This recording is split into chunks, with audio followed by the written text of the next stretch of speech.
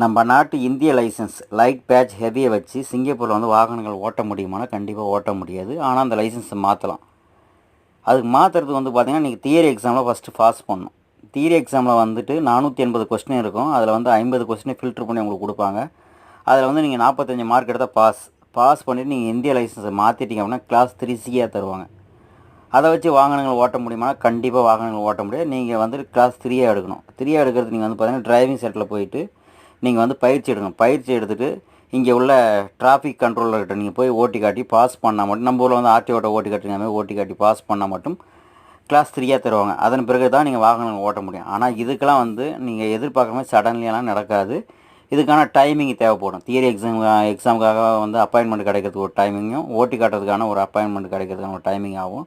Suddenly எடுக்க முடியாது. அதே வந்து PSA பர்மிட்டில் வரவங்க வந்து பார்த்தீங்கன்னா கட்டாயம் கம்பெனி லெட்டர் இருந்தால் தான் லைசன்ஸ் எடுக்க முடியும்.